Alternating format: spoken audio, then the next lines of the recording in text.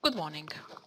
We will continue studying the flapping motion and we are going to discuss on the flapping motion when the helicopter is assumed to rotate around the pitch axis with a pitch rate q and it is still fixed to the ground. We will consider again the hovering case. If you remember the flapping equation in hovering flight, it was a second order differential equation with the flapping frequency omega with an aerodynamic term involving the log number and with an excitation which involved the collective pitch angle and the induced velocity.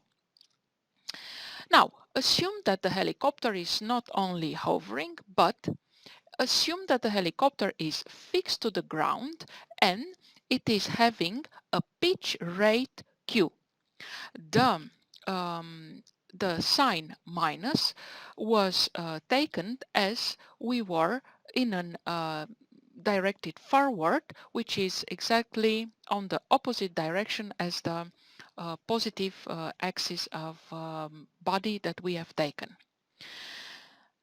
The problem here is that if you recall, we studied the flapping motion in the control plane.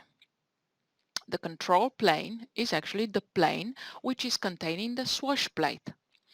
This plane, it is not an inertial plane as you see the blade is undertaking an acceleration with respect to the body motion which is or to the shaft motion.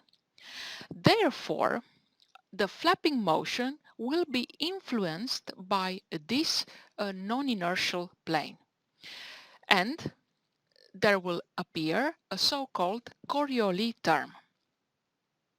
Let's recall what is the Coriolis effect. If you remember, the Coriolis effect is the apparent deflection of moving objects from a straight line when they are viewed from a rotating frame of reference. I attached this video to the lectures to remind you that the motion of this ball is seen differently in a rotating system and in a non-rotating system. The effect that is appearing in a non-rotating system is the so-called Coriolis acceleration. Coriolis force appears in the equation of motion in a rotating frame and not when the motion is expressed in an inertial frame. If you consider point P, which is moving at a velocity dr over dt, and the system of reference is rotating with an omega rpm, you remember that the Coriolis acceleration is the product between the twice the omega of the system of reference and the velocity of that object. The Coriolis acceleration is perpendicular to the plane which is formed by the omega and the velocity dr over dt, and the module of this, it is twice omega dr over dt and sinus of alpha, the angle between this velocity and the plane contains the point and its motion. The Coriolis effect is a very important effect when studying motion in a non-inertial reference. Example of the Coriolis effect is the spinning ice skater, which is actually a consequence of the angular momentum conservation. If you recall a skater which is rotating, you see that when the skater is extending his arms, he will spin slower. Why? Because the center of mass, it will move further from the rotation axis. So, retracting his arms, he will spin faster because the center of mass will move closer to the rotation axis. I added also a video to illustrate this thing. Another example of the Coriolis effect is the cyclones which are rotating counterclockwise on the northern hemisphere.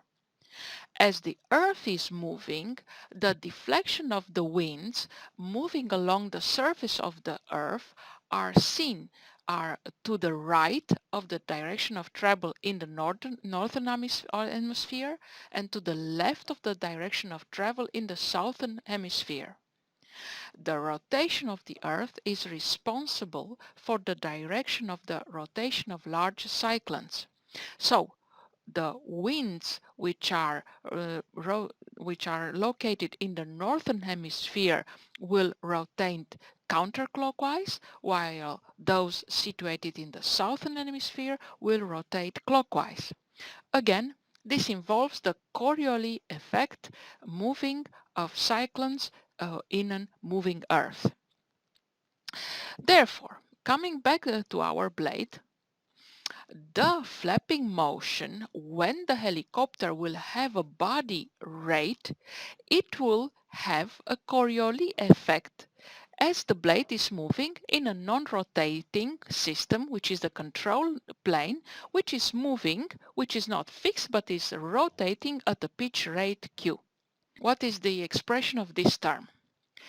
We have to add to the equations of motion of the flapping blade the Coriolis effect, and this is twice q omega, the RPM of the system of reference, dr over dt, the velocity of a point on the blade, it is omega r for a blade in hover, and the sinus formed by this velocity q and the dr over dt, which in our case it is the azimuth angle. Therefore, if we are going to express again the aerodynamic moment, in this case, we will again obtain the equation of motion of the blade. What is this aerodynamic moment? Now, as we are moving the helicopter at a certain rate q, we have to write the new rotating moments of a point on a blade. Here is the picture which gives you the projection of the angular velocities in the reference frame situated on a blade element. So we are going to have a P blade, so a roll of the blade in an X direction, Q in an I direction, and R in a yaw direction. This term is going to be important for us as we are studying the blade in the flapping motion.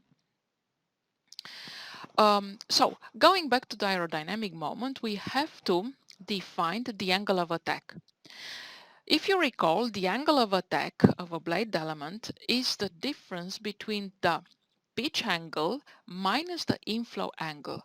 But now the velocities of the air in the perpendicular direction of the blade are involving the induced velocity, the flapping velocity, and the Coriolis term, which is coming from the helicopter pitch rate.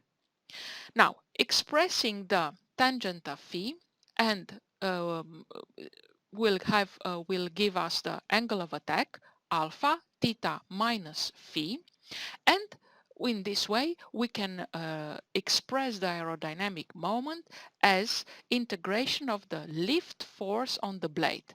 Again, the total velocity, it was approximated with omega r. Performing the integral again, we obtained the aerodynamic moment for flapping for a flapping blade, which is containing the pitch, the helicopter pitch rate.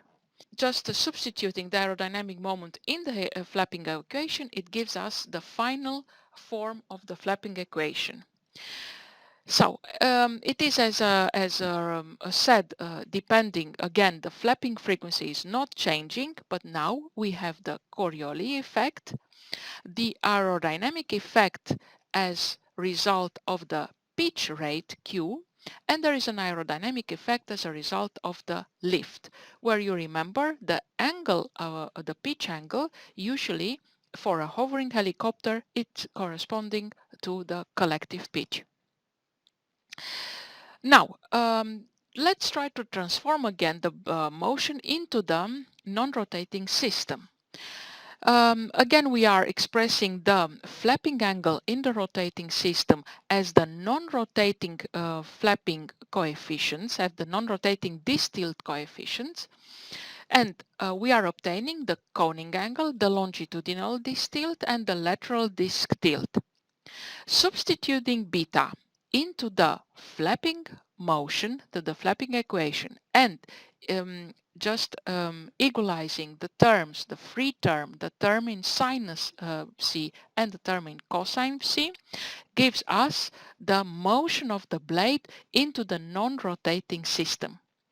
Therefore, the flapping motion in the non-rotating system, so the disk tilt motion, when the helicopter has a body rate, it involves the coning angle, so the motion of all the blades into the same direction, and the disk tilt is having a longitudinal tilt which is depending on this pitch rate and on the log number, and a lateral tilt which is involving again the pitch rate, and you see the signs.